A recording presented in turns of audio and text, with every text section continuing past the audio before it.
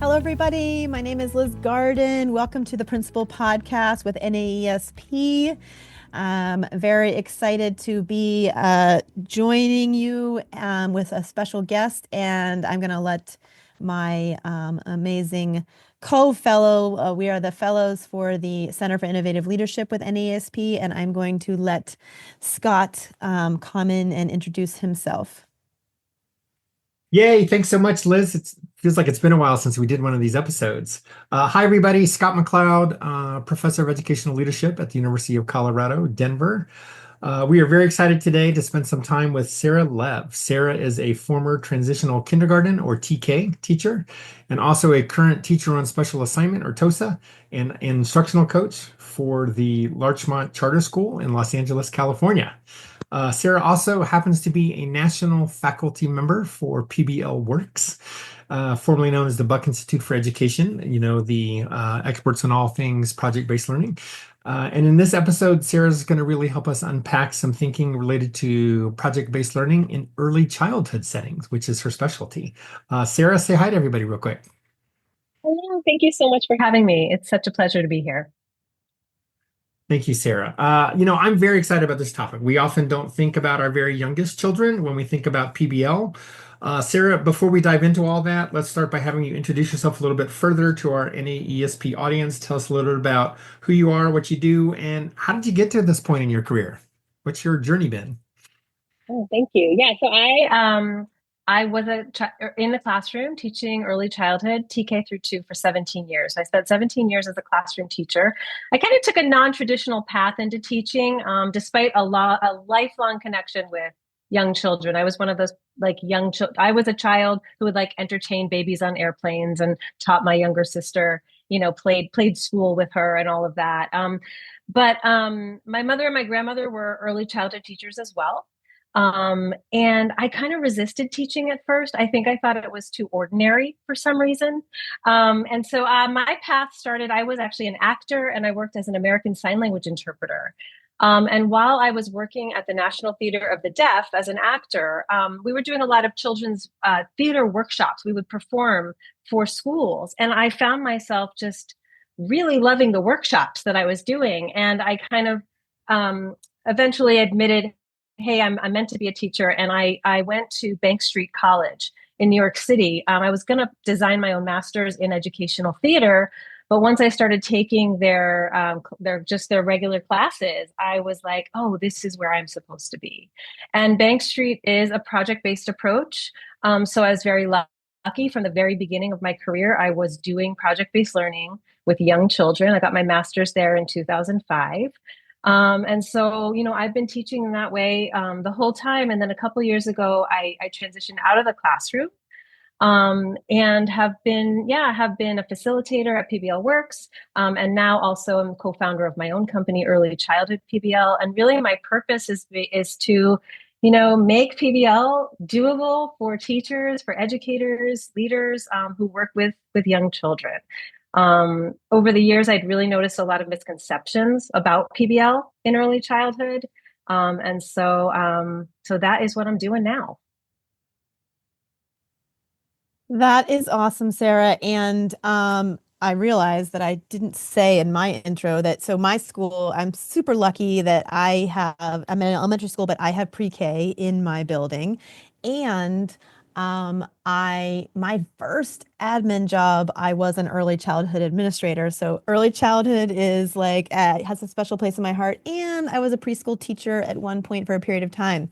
I've also taught high school though, so I do the whole range, right? But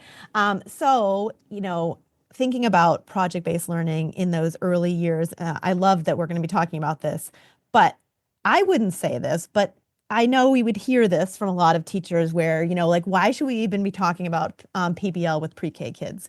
Aren't they too little? They can't do it. It's going to be like the teachers are going to do all the work. Like this is too much of a lift for them.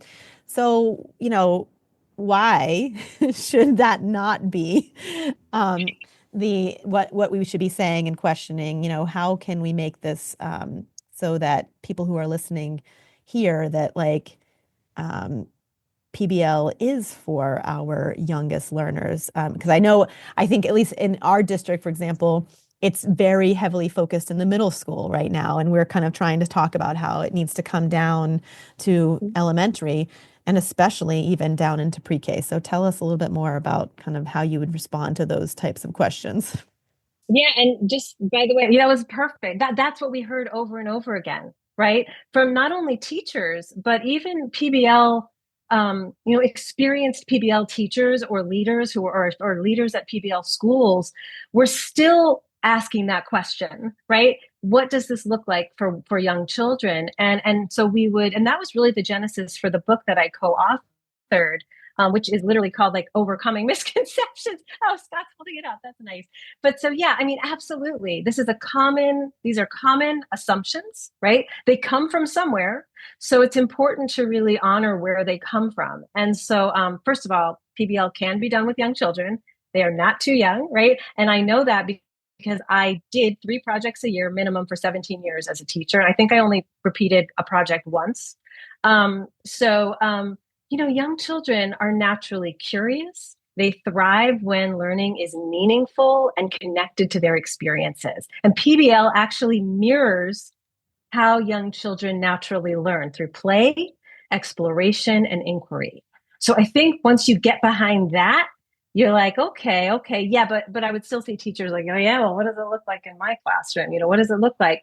And so, I think the why, like why people think PBL, like why people think young children are too young or it won't work. That is an important question that we address head on in our book and in all the work that I do. And actually, our book is structured around common misconceptions about PBL in early childhood that I heard. And so, for example, right, young children can't read or write yet. How can they do projects? Or PBL involves a lot of research. How are my kids going to do research? Because we only think research is reading maybe books or maybe online and then like presenting, right? Or, a really common one was, oh my gosh, voice and choice, that might work for older kids, but I can't give my kids, I got to control everything, right? They're too needy. They can't work together, right? That is really about social and emotional development. So those and more like are these assumptions, these misconceptions that we tackle in our book, again, honoring where these come from. This is not like, you're crazy. Why would you think that? It's like, no, we know, we see you. And also let us help you, give you the tools, the resources, and the strategies, and the mindset. Often it's about a mindset shift to implement PBL with young children. And so I think it is a lot of, it's a big lift in the sense that like, it's work, but it's like meaningful, joyful work. And the last thing I'll say is part of the barrier, I think, is that teachers and leaders wouldn't see examples of PBL with young children, like all of the trainings or, the resources out there, at least in my experience. This was, I joined the faculty of PBL Works in 2017. So I was looking for the examples and I was looking for the exemplars. And so part of my purpose is really to provide those. We have a website, Early Childhood PBL, that houses a projects plus that I did. We have a blog where I invite teachers from around the world to share stories. So it's just so that teachers see it can be done and get examples. And then they're like, okay, yeah, I can envision it. Sarah, I can surely get behind meaningful, joyful work. And I know you just said that there's a whole bunch of examples and exemplars on your website. Maybe you could just share a couple of your favorites here for our audience on the podcast, just so they get a sense of what are we talking about here? Yes. Okay. So some of my favorites, well, one of my favorites was in my last year in the classroom, which was the year after the COVID year. And by the way, I taught TK online for 8 months. Yes, that's right. 4 and 5-year-olds. And I'll share one example from that year as well. But when we returned from that year, I noticed that a lot of the children were not yet writing their names, which was a little bit unusual for TK when kids were coming in. And so I decided to do a project all about children's names and name stories. So one of the projects on our site, and I also wrote a blog about it like in detail, is the story of, it's a project where children wrote a book and published a book that shared the stories of their names, the meanings of their names. So not only did they learn the letters, but they interviewed their families, talked about the origin, and then we published a book that housed all of those stories along with their self-portraits. And we shared that book with our families and then our fourth grade buddies. So that's an example of a project that I did. The other one that you might be surprised to hear was done during COVID online was a podcast all about outer space. My kids over Zoom, I noticed that many of them were really interested in outer space. And again, I didn't have the benefit of observing their play or hearing their conversations. I did like virtual home visits. And a lot of them had like space bed sheets and NASA posters. And so together we decided that we would produce a podcast with stories and facts about space. And that was during COVID. It's actually on, you can actually listen to it on Apple podcasts. So those are two of my favorites. I mean, I have a bunch of other ones, but maybe I'll get to more examples for your questions. Those are awesome. And I'm thinking about as a school leader, and then I had shared that, I started my career as an early childhood school leader. So I feel like I come to it, the table with a little bit different experience than most of my colleagues that are principals and assistant principals, because we find that they're not teaching us a whole lot about early childhood, right? So my question to you is that, what advice, I guess, would you have for these leaders that have early childhood programs in their schools, they're going to hear you, they're going to hear this, they're going to be like, yes, that sounds awesome. Okay. What advice do you have for them to either get the ball rolling in their schools or to at least even start to explore with their teachers how this can happen? Yeah, I mean, I think one of the things with school leaders is often, in my experience, not many school leaders have been in an early childhood classroom as a teacher. And so it's really crucial for leaders to first recognize the experiences of early childhood teachers, that it is different, that there are specific conditions and needs, and we are often, even in a K through 2 space, it's different.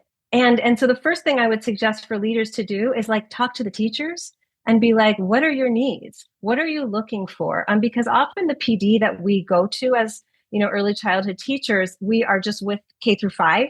And now in California, at least, and I think in Colorado, I mean, there's TK as well. And so and often it's on us to adapt, right? We're often told, and this was also part of the genesis for the book, right? The facilitators, meaning well, always they come in and say, well, I was a former fourth grade teacher. And they would be like, oh, this will work for y'all. Your kids, your students, just adapt it. And I think that it's really special when a leader acknowledges that pre-K through 2 teachers might have different needs for some things. And I think PBL is one of those things. It looks really different, a fourth grade classroom and a kindergarten classroom. So that's the first thing. So I might suggest leaders ask, what kind of PD are you looking for? And if it's about project-based learning, know that we have a huge community community of people, yes, but also resources and trainings and things that I think would be helpful. I think teachers appreciate dedicated opportunities to learn and improve their craft with young children. And then I think the other thing is to defer to early childhood teachers' knowledge of their kids in a lot of ways. I think sometimes, how do I put this? We have expectations of young children based on our beliefs about older children and what they should be able to do and can do. And I would recommend leaders really learn about the developmental stages and needs, like a really simple book like Yardsticks, right? Like just a book where you go in and go, what are 4-year-olds really meant to be like? And oh, if this child is doing this thing, it's not crazy and it's not a bad behavior. I'm putting that in quotes. It's developmentally appropriate. It's where they are. And then the last thing I'll say is just remember that like young children, like 4 or 5, they've never been in school. Some of them, they don't really know what school is and what it's for. And like, I always tell like leaders, like just ask teachers really know. So those are some things. So I'm jumping in here because I'm like, people can't see obviously my reactions on this podcast, but I think you might be like my soul sister, Sarah, because um, I I was pointing to my bookshelf. I'm like, I have yardsticks right here, and I was a child development, like that's what I studied. I didn't study education, and I'm like, I feel like so many times, like with educators and with educational leaders that you hit the nail right on the head of like they don't understand development and and child development, and we have a lot of assumptions and we have a lot of like, well, what everybody supposedly says, but so I'm over here cheering on the screen, so thank you for sharing that. That was my mic drop for this episode, but now I will turn it over to Scott for another question. Sarah, you mentioned play, and I visited a number of elementary schools that also have some pre-K classes, and some of them are very proud to tell me that they engage in a play-based approach in early childhood. And I think they're telling me that because they're trying to contrast it with sort of like the really heavy sort of academic push that has moved into pre-K settings, right? Um, and they're trying to recognize that children this age still need opportunities to play and learn and connect and grow together. But a play-based approach is not necessarily the same thing as project-based learning, right? And so, help us and our listeners understand what might be some similarities and some differences between those. Okay. I think I might describe it like this. Within project-based learning, there will be play-based learning experiences. So if I could think of it as like almost, if you can't see me, like I told you, I was a sign language interpreter, so I use my hands a lot, but I'm making like an umbrella at the top of my head, and that's PBL. And PBL is an instructional, it's a pedagogical approach, right? And so within that, you're going to have a lot of different learning experiences that are learner centered, that are constructivist, right? And play-based learning experiences will be housed in there, under there. And I'm actually doing a lot of thinking about this recently of where play lives in PBL, especially in early childhood, and and doing a lot of thinking about this, and interviewing teachers too. Where I find play mostly is in what we might call the messy middle, right? Which is the inquiry, the developing knowledge phase of a project, that building knowledge, because that is where young children build knowledge through play. So if I'm developing a PBL unit with young children, and I would say this is where early childhood PBL differs maybe from uh, upper grades. But I might also argue that older kids need play also. But I would say that the play-based learning is makes up the learning experiences as I design my PBL unit. So I might have centers that are play-based, or I might have that are project specific. So I could give you an example that during a unit on, we were running a bakery. Our kids really wanted to run their own bakery. Our dramatic play center became an area where there was a lot of tools for bakeries and clothing and a cash register and all of these things. That is an opportunity where play can guide learning. That is kind of guided play. There is also a role for free play, right? So you want to think about play as on this kind of continuum or spectrum. So I might develop a project idea after observing free play. So for example, my children in one year were pretending to have a library during recess. They were building blocks out of those big blue blocks and acting out a library, like exchanging books. And they came in from recess, and I was like, oh, we're between projects. I noticed y'all were playing library. And they're like, yeah, we want a library. So that play, that unguided free play, served as a catalyst for a project. So that's another. So we taught in our trainings and workshops, we talk to teachers about like these on-ramps to PBL.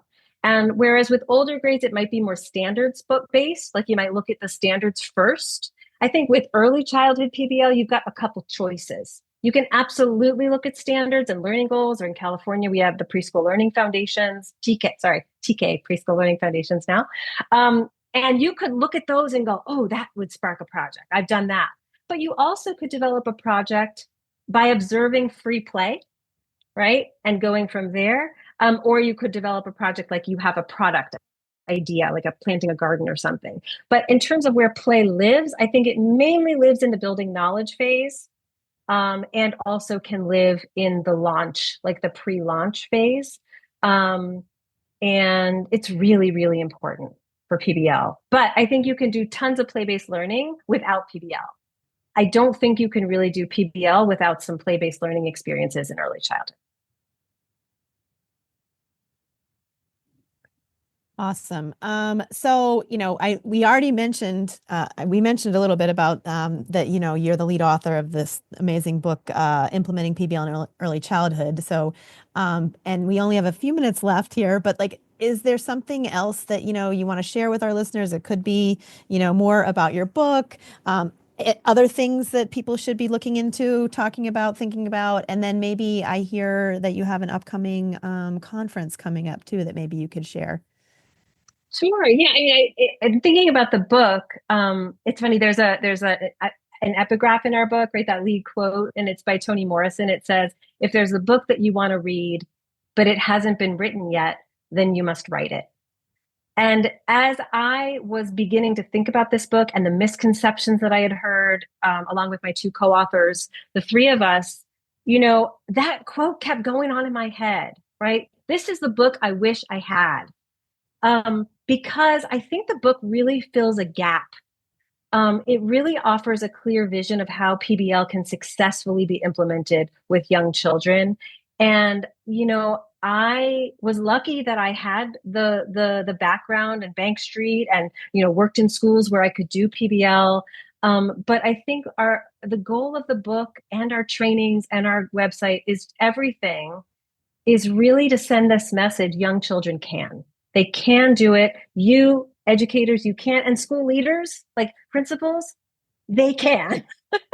Right. And so I think, and I didn't mention this, but the book actually tells the story of just one project that I implemented in my first year at Larchmont, actually, as the TK teacher, where my students designed their own outdoor classroom.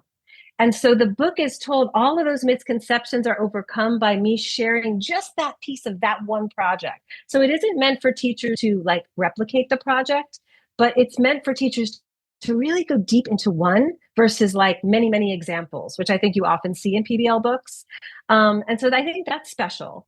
And yeah, just giving teachers the ownership. I think the other thing I'll just say quickly about early childhood teachers is, a lot of times when I introduce this work to them, or they're introduced to PBL, it's kind of a relief for them, because they're like, oh, this is what I believe education should look like, but I'm getting talked out of it. I believe the children should learn this way, but this trickle down coming down from the upper grades is making me think I can't anymore. And so while it is a big lift and it is a lot of work, I do think teachers of young children really, really get it. And so I hope that teachers read the book and, visit, our resources and just have those opportunities. Just try it. Just try it. And yeah, we do have a conference coming up. I'm really excited about it. Or depending if this was released after April 5th, then maybe it just happened and it was amazing. And please come see us next year. The conference is our second early childhood PBL conference. We had our first last year and it was incredible, very successful. This year we're going to be at the University of Montana Institute for Early Childhood Education, and they have this wonderful program, wonderful lab school, which stands for Learning and Belonging. They're preschool. Which, come on, that's the best name of a school I've ever heard. I went there. They use our book for the education for the students, but also their teachers. Their teachers, and I've been working with them for 2 years, coaching, and it has just been an incredible experience. And I'm so excited for everybody to go and see their classrooms. We're going to get to tour their spaces. This conference is free for Montana educators.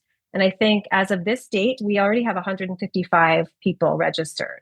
So we are jazzed. The conference brings together early childhood educators from all around the country. We're going to do workshops and trainings, and hopefully this will become an annual thing. So it's April 4th and 5th, or it was April 4th and 5th. And hopefully we will see you in the future if you couldn't make it this time. Absolutely fantastic stuff. Listeners, as you can tell, Sara really, really knows what she's talking about here. She's deeply grounded in nearly 2 decades of experience.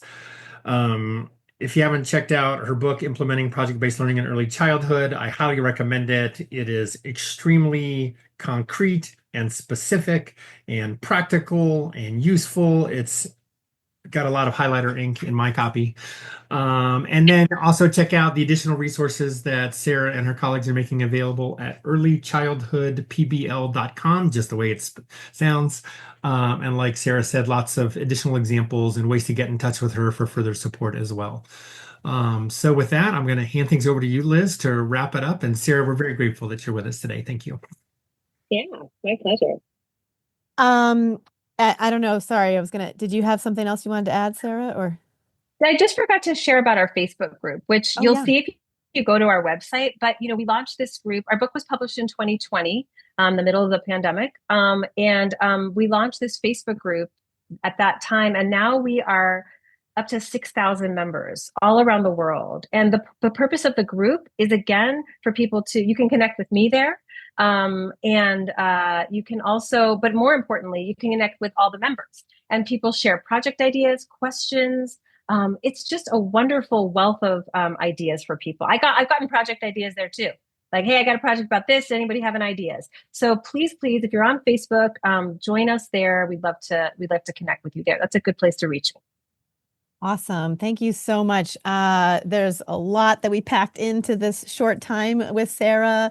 We're so glad that she joined us. And, I know I'm going to be sharing all these resources with all of my early childhood people. It's that time of year, though, also where we are getting ready already for our next United conference, which is coming up this summer.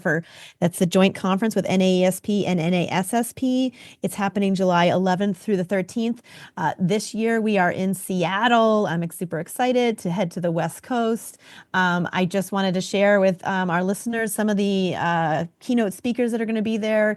We have Damon John, who, if you are a fan of Shark Tank, he has been on Shark Tank for, I think, like 16 years, maybe. So he's going to be one of our guests, our keynote speakers. Super excited. Dr. Goldie Muhammad, I have heard her speak numerous times.